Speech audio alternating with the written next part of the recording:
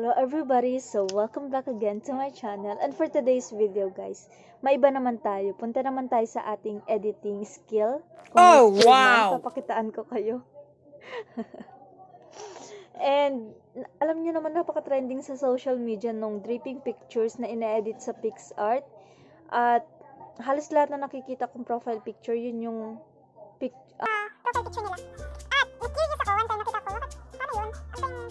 Pag mag-edit nung ganun. Tapos, in-download ko yung PicsArt just to share it with you. In-download ko yung PicsArt and nag-explore ako. Nung una hindi ko makuha kasi para siyang Photoshop. Alike ng Photoshop, pero mas madali gamitin yung PicsArt rather than Photoshop kasi maraming ano yun. Ang hirap i-navigate, nahirapan ako sa Photoshop. Then, ayun, nag-explore ako, nalaman ko na ganun nga yung pag-edit na yun. Nanood din ako sa YouTube kung paano gawin. So, aside from deleting picture, may ipapakita rin ako sa inyo kung paano ko i-edit yung mga may smoke, yung mga ganung effect. So, let's go na. Kasi, wait lang. Kasi yung kapatid ko dyan, nag-send, share lang sa inyo. Nag-send sa akin ng pandamakmak na pictures para i-edit ko. So, sabi ko, ang dami-dami na pictures na ma-edit lahat. Kasi, kung makita niyo sa, kung friend niyo ako sa Facebook, makikita niyo, pinost ko din yung mga in-edit ko na pictures niya, siya yung model ko. Aba, gusto ko magpa-post ulit. So, kung nanonood ka man, sister, at alam ko nanonood ka kasi required ka manood ng videos ko, then i-share mo to. So, ganun lang talaga kami guys, magkapatid. So, kung nanonood ka man, this is for you din, para matuto ka kung paano kong ginagawa yung mga pag-i-edit na ginagawa ko sa picture mo. So, let's start. Guys, magsimula na tayo. So, first, kailangan natin ng app na PicsArt. So, kung wala pa kayong app neto, mag-download na kayo. So, makikita nyo sa screen, dito sa screen, yung logo ng PicsArt na kailangan nyong i-download. So, kung meron na kayo, just open it. Then, ito yung lalabas. Skip muna natin. Then, at the bottom part, meron tayong makikita na cross. Pindutin lang natin siya. Then, pipili na tayo ng pictures na gagamitin natin. Picture, I mean, kasi isa lang. So, ayan na. Yung picture na gagamitin natin. Ang napili ko is yung picture ng kapatid ko. Una muna guys, alisin natin yung background. So, sa bottom part nito, makikita nyo yung mga tools na pwede natin gamitin. So, hanapin nyo lang yung scissor sign, which is the cutout. So, ika-cut out natin. Para mas mapadali guys yung pag-cut out natin, pindutin natin yung person. Ayan, magko-color red siya. Meaning, siya yung ika-cut natin. Makikita nyo rin sa bottom part neto, tatlong symbol, which is the brush. Ito yung restore. Like for example, ayang kamay niya, walang color red. So, lalagyan natin siya para mapasama siya sa pag-cut out. Then, itong symbol ng eye with the slash, pag pinindot natin yan, magiging transparent yung background. Then, itong eraser, ang purpose niya is to erase the excess baggage, mga moms. Ayan, katulad niyang white na yan, parang shadow. Kailangan natin siyang alisin. Meron pa ba? Parang napasobra, nawala yung braso. Ayan. So, alisin natin yung mga excess. Kasi guys, pangit siya kapag inedit. Napasobra. Ayan, erase lang natin siya.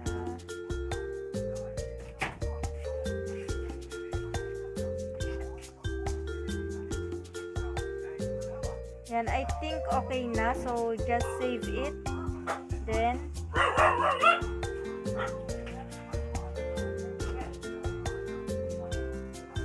done. Save. So, after natin ma-cut it out, pupunta tayo sa another editing. So, kailangan natin ng white background. Ayan, kailangan na natin ng white background. Andyan na.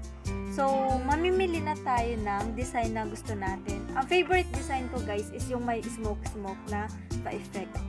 Yun. Tapos may triangle, then ilalagay ko siya sa triangle. Parang nasa loob siya ng triangle. Sa gilid, smoke. So, ipapakita ko yan sa inyo. So, para makita natin yung mga smoke, yung mga effects na ganon, punta tayo sa sticker. Andyan, makikita nyo naman yan.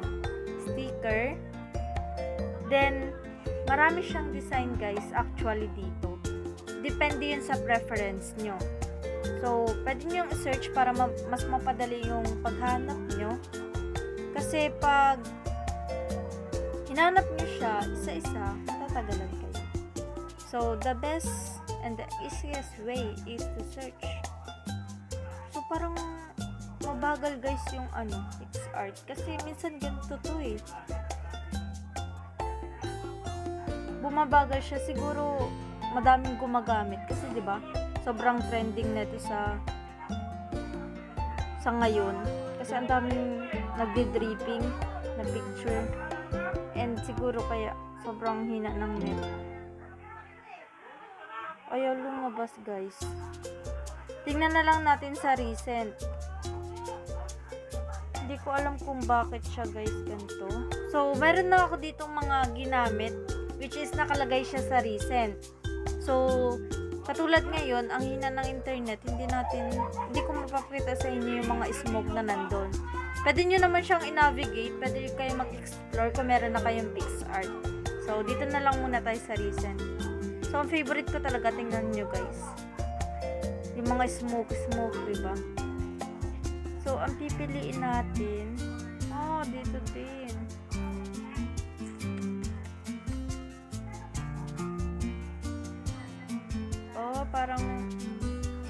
Parang iibahin ko na lang yung design ko. Kung anong meron dito, kung anong available dito sa recent ko.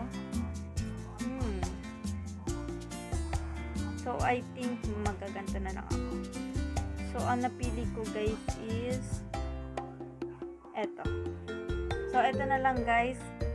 Yung smoke na pipiliin ko. Mas preferred ko guys yung neon colors kasi attractive siya sa mata. Maganda siya sa paningin. Ayan. Pagkakuha ko ng isang picture ng smoke, ang gagawin ko lang dyan guys, etong dalawang box na ito, meaning layer siya. So, pipindutin natin, i-duplicate lang natin.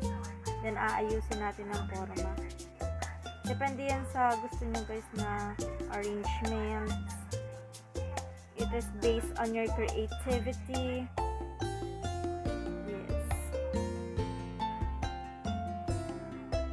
Marami rin sa akin nagpapa-edit guys. Mga pinsan ko. Pero kung gusto niyo naman magpa-edit sa akin, no problem. It's free. Just message me on Messenger or just comment down below. Then send me your picture na gusto mong i-edit para ma-edit natin siya. Pero don't expect too much. Kasi ito lang yung kaya ko guys. Pinapakita. Yan,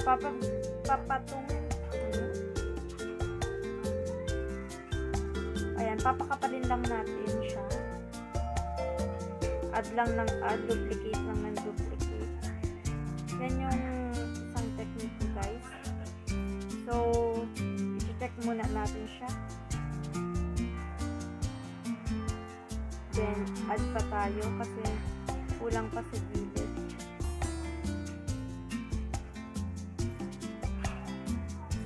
Ang gagawin ko sana guys, yung yellow, yung smoke na yellow, then triangle, then nasa loob siya. Pero, mabagal ang net dito sa PixArt.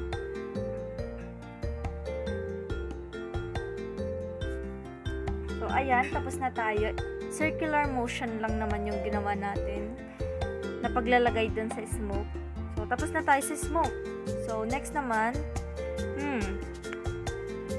sa picture, add photo na tayo. So, add photo, which is yung na-edit natin. Add natin.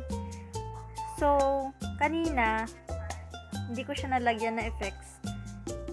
So, lalagyan natin siya ng effects. Yan. Yung FX. Meaning effects yun. Makikita niyo yan. So, ang favorite ko guys, marami dyang effects. Artistic, magic, pop art, ganyan. Sa magic, ang favorite ko dito, Badlands. Ito. Sorry, all our servers are busy at the moment. Please try a bit later. So, nagda-down din yung server nila kasi sa sobrang dami siguro ng gumagamit. Ganon guys yung kahit saang app naman. Kapag maraming gumagamit, nagda-down din yung server nila. So, may recent naman tayo. Connection failed. So, talaga, wait lang ha, i-check ko lang yung meron naman. Ito, HDR. Ang favorite kong effects dito guys is the Badlands and HDR. Gagawin ko muna siyang Badlands, then after then, HDR yung Okay, HDR na lang muna tayo. Okay lang naman. Then,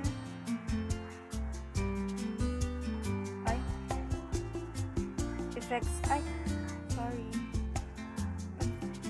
Effects ulit. Okay. Ayan, nakuha ko na yung gusto kong Then, after ko malagay siya, ang gusto ko yung flower sa gilid. So, since may recent na ako dito, na ako dito, stickers. Yun na yung gagamitin ko kasi down yung server nila guys. Hindi tayo makapag-research or makapag-search ng other stickers. So, yun. So, ang gagamitin ko, ito na lang siguro. Ito. Or, ito. Mas preferred ko to guys. Ayan. Ipapalibot lang natin dito sa bottom part. Then, duplicate lang natin siya. Ito lang yung sample pag-edit ko guys.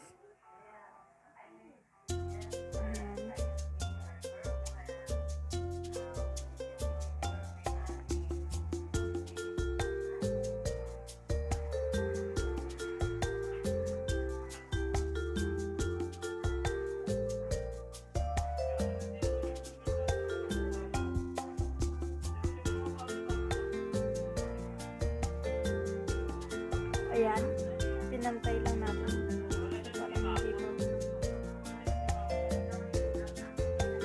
Parang hindi pa siya pantay.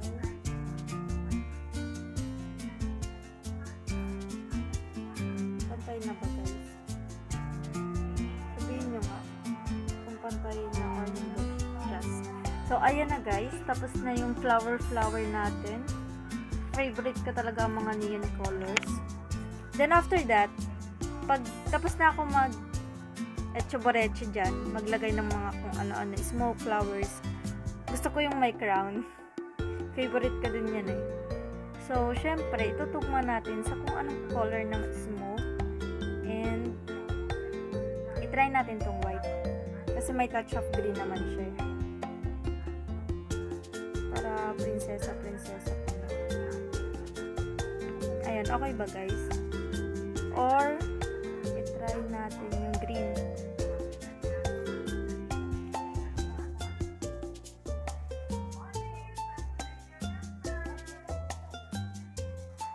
Ayaw din niya guys.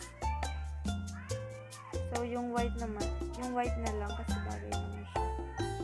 Bagay naman siya. So, i-check na lang natin. I-save natin.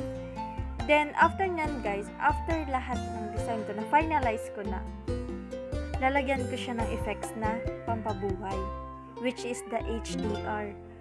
Yan yung sekreto ko guys. Ito. Yun. Tingnan nyo yung result. Yan yung result. So, pwede rin natin siyang ayan. Yan na yung result niya guys. Then, save na natin.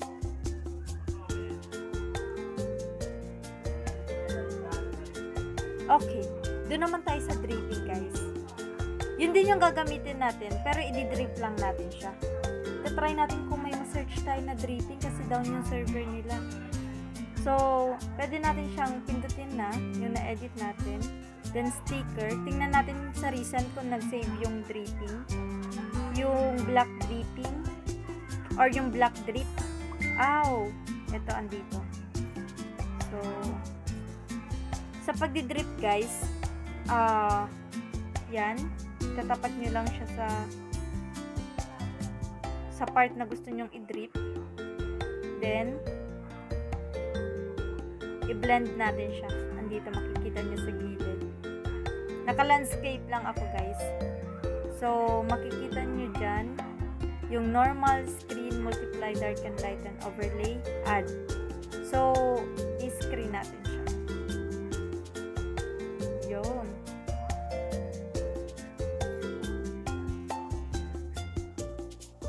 So, adjust lang natin. Ayan guys, drip na siya. Ayan. Ganun lang kasimple guys. Done. Save. So, tingnan natin yung result. Dito sa photos.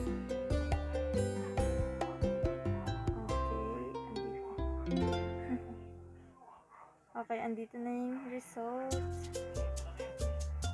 Guys, ayan. Yung sa dripping and sa walang drip. Okay, that's all.